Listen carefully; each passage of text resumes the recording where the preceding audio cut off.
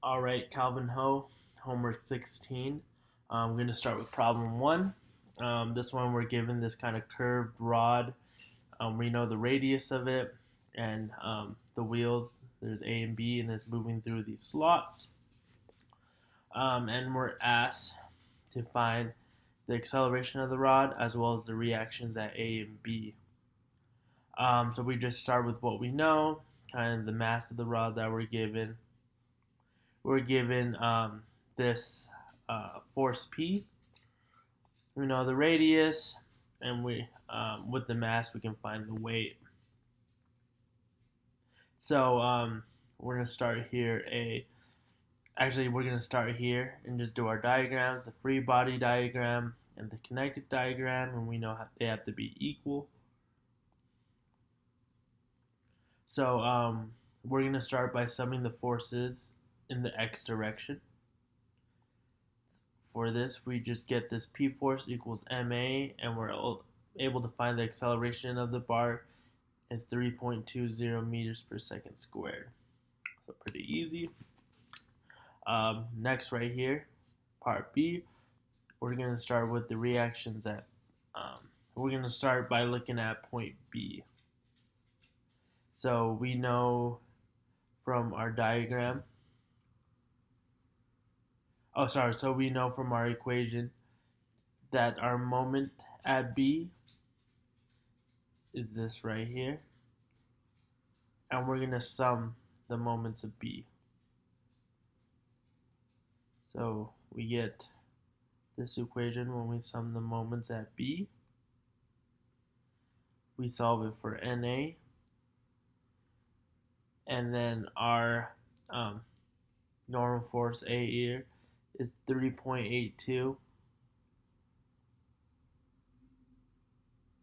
Sorry, 3.82, and this should be newtons. So this is our reaction at A is 3.82 newtons. And then to find the reaction at B, we're just going to sum the forces in the y direction. Set it equal to 0 because we know it's not accelerating up or down. Solve it for NB, and we get 20.7 newtons.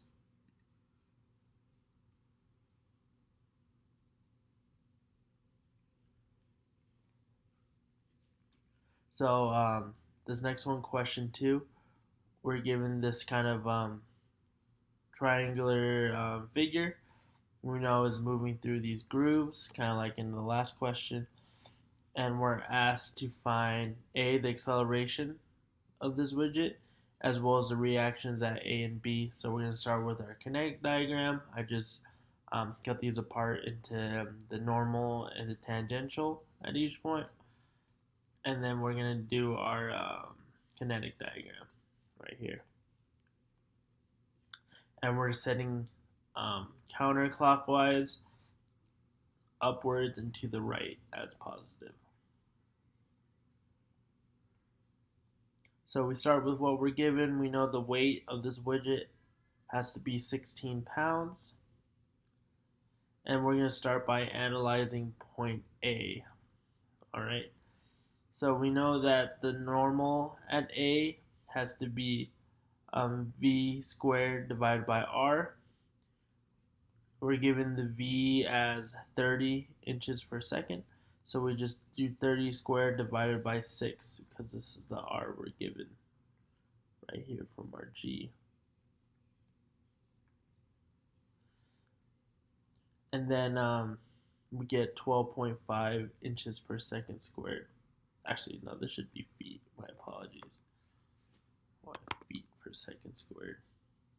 Yeah, that's right. Okay.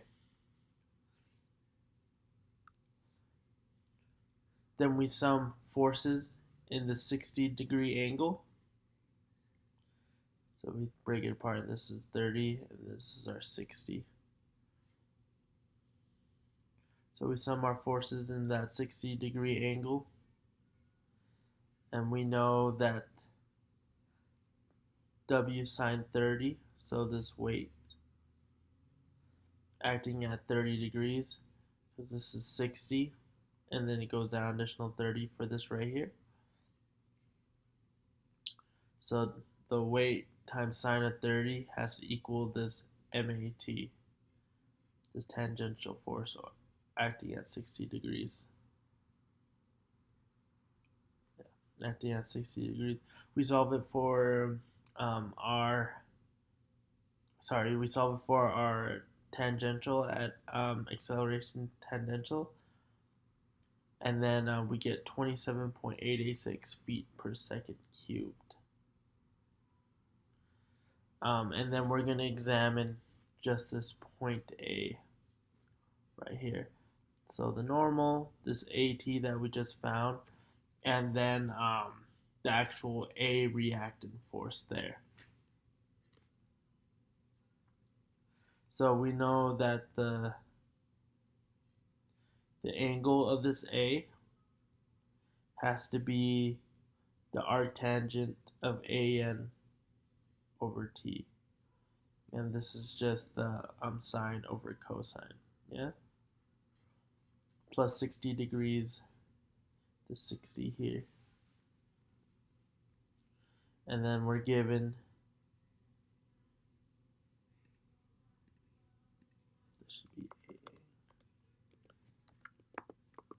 and this angle equals 83.14 degrees.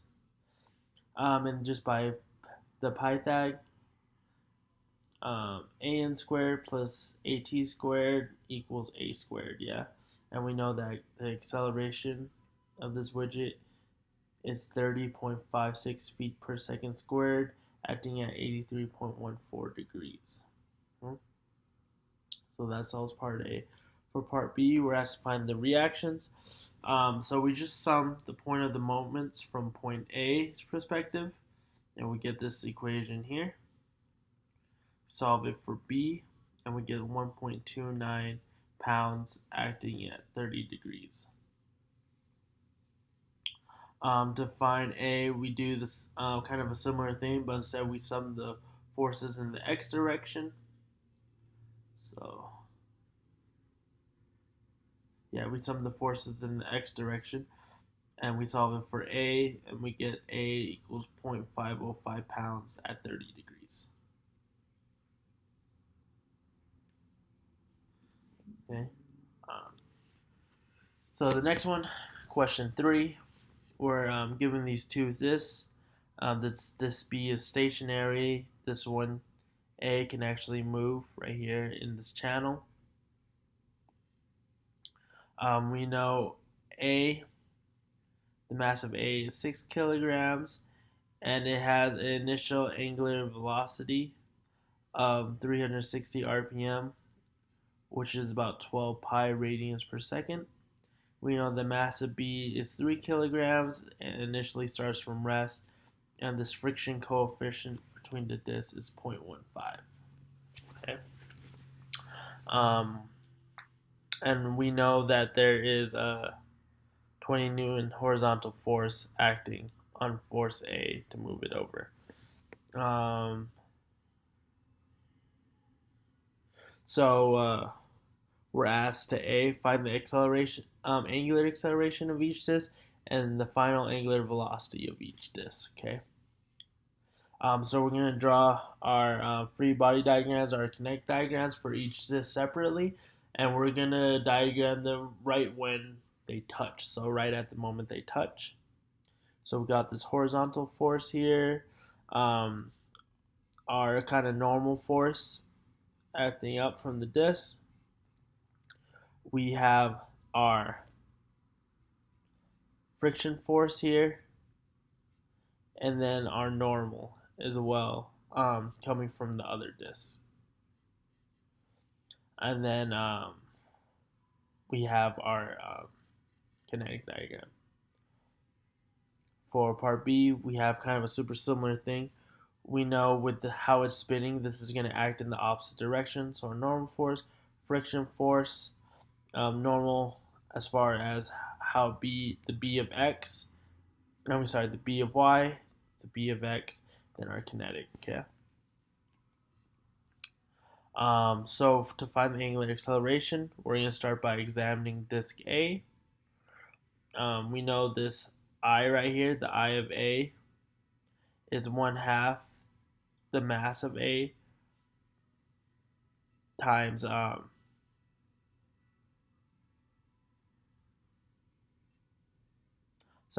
mass of A times the radius of A, and we get 0.019 kilograms per meter squared. And then just kind of by summing the forces in the x direction, we get that the normal force has to equal this horizontal force at 20 newtons. And that's kind of pretty simple because if they're pushing together at 20 newtons, then the force acting back is going to be 20.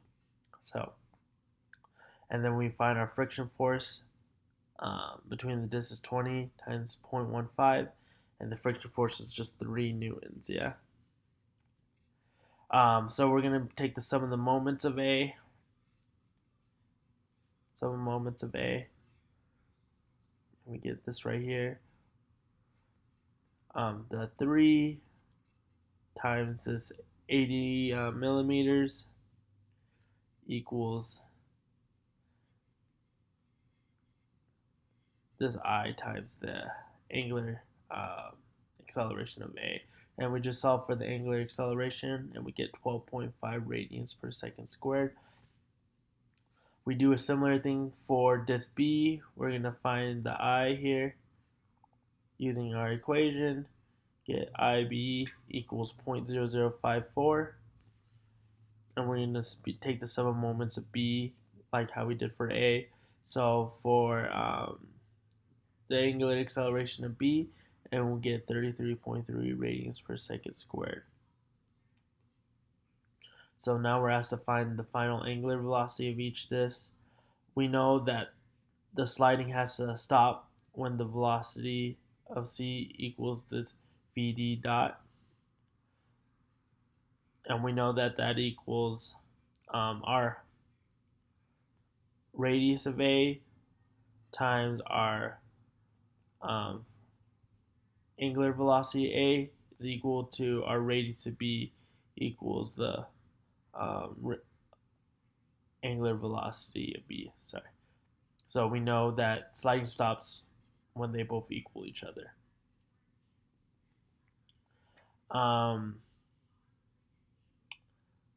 And then we know our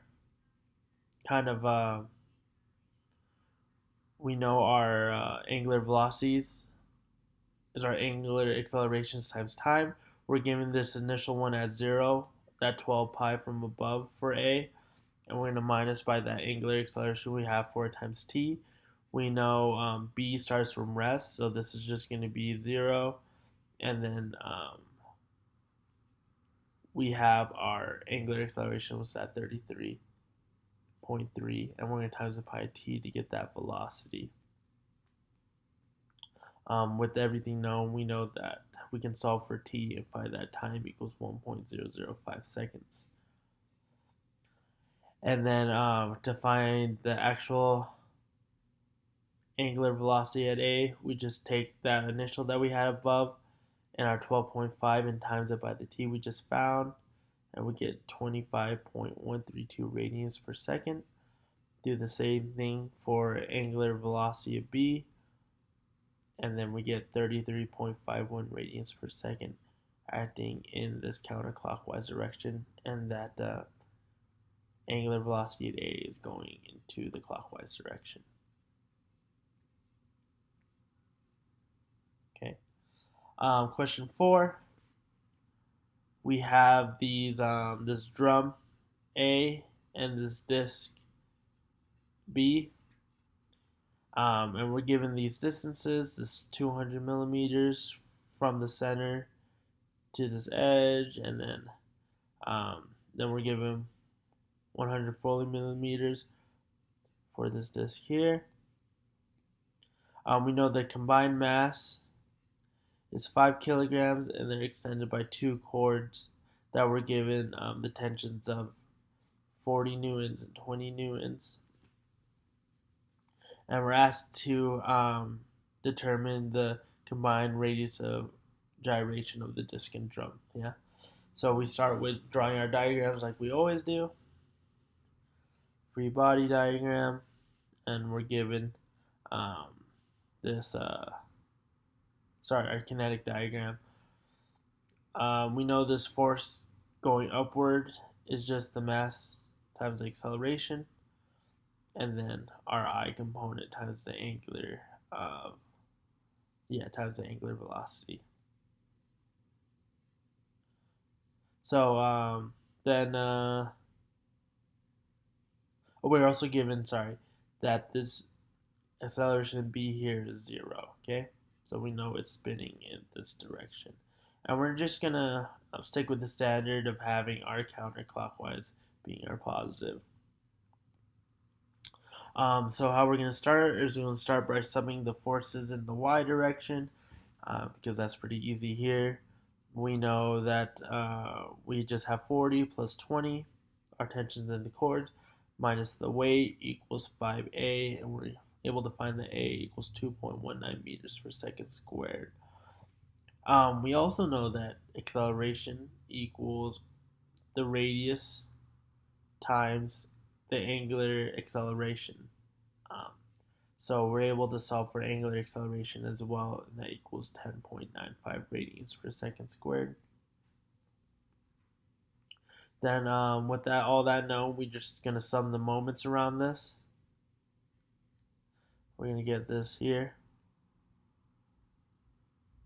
And we're able to solve for k, because we just replaced this I component with this k equivalent, which is that 5k squared. Yeah, we're able to solve for k, get 0.17095 meters, which is that radius of gyration.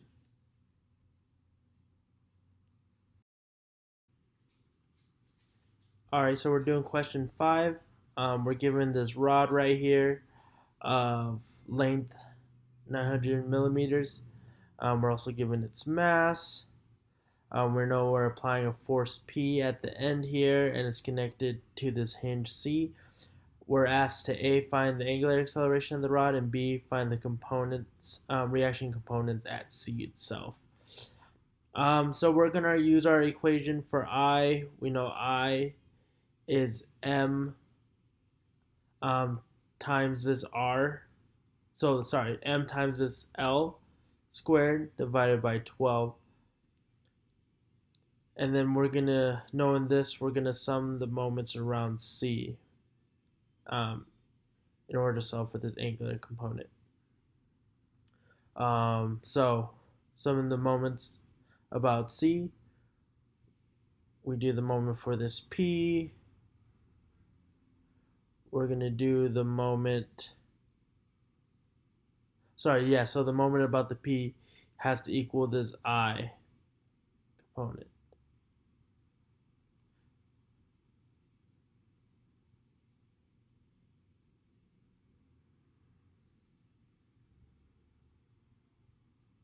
Yeah. Oh, I see. So my problem here, sorry, I was confused. Okay.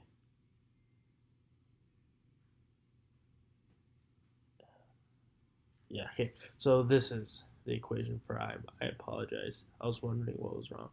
So I is M times the length squared divided by 12. And right here, we're going to sum the moments about C. We got this P here, and it equals to that I we just found times the angular acceleration. We know that A equals we know that A equals R times the angular acceleration. So we're going to transfer that out, separate them, make it this equation here, then solve for the angular acceleration. We get 107.14 radians per second squared. And since this negative, we know it's going in the clockwise direction. Next, we're asked to sum we're asked to find the reactions at C. We start by getting the sum in the y direction, sum of forces in the y. We get that Cy is just equal to W, and we know that equals 39.2 newtons. Do the same thing, sum the forces in the x, and we're able to find Cx equals negative 21.4, and with the negative, we know it's just acting in the left direction.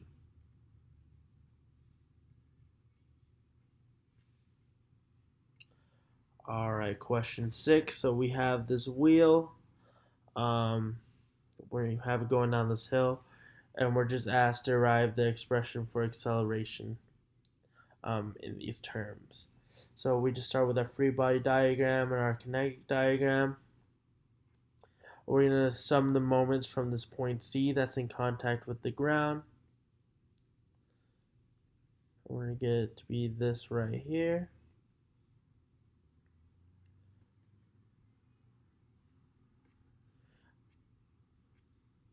And then we're going to make this weight mg, and we're going to transfer the acceleration here into our mass times the mass times angular acceleration, and we're able to divide by m and get this equation here. And after that, we just solve for the angular acceleration, and we know the angular acceleration is just equal to acceleration times r.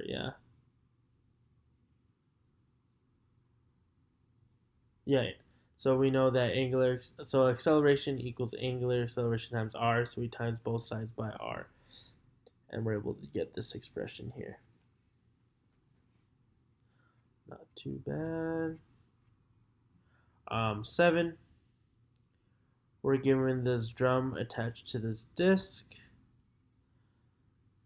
We know there's a rope pulling at 5 newtons here, and we're asked to find that whether the disc slips or not, the angular acceleration of the disc, and the acceleration at point G, yeah. So start with our free body diagram here, our kinetic diagram. Set up our spectrum for positive, so we're going to have positive go to the left in this instance. That's the only thing that's different. Write down what we know. And we're given k, so we know I equals mass times k squared, so we're able to find I. We sum moments about C, this point C in contact with the ground. We get this here, and we're able to solve for the angular acceleration at that point C equals this right here. And we know that A equals RC, so we're able to find the acceleration right here.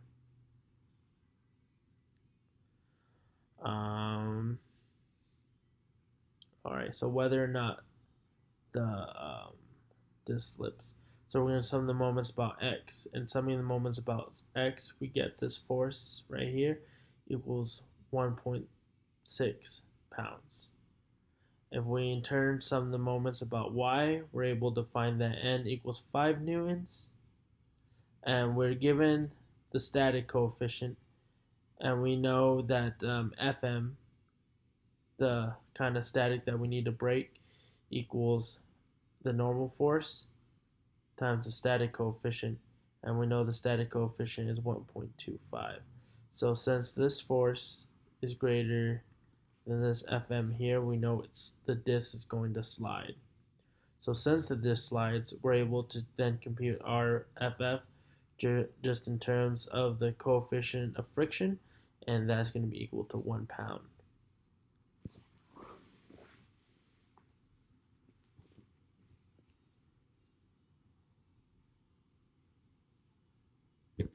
Sorry, just equal to 1 pound. So B, we're going to sum the moments about G. Okay, we're going to start with summing the moments about G. We get this equation here, and we know that we can solve it and find the angular acceleration about G is just 12.88 radians per second squared. And then C, find the angular find the acceleration at g itself, so at the center of these two disks. We just do FF equals MA, and we solve for A, and we find that A equals 3.22 feet per second squared.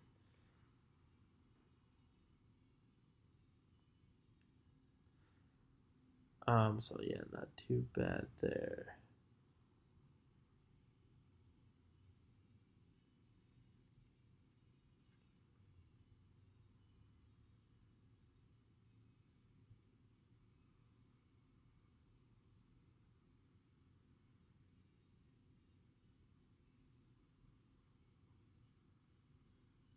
Okay.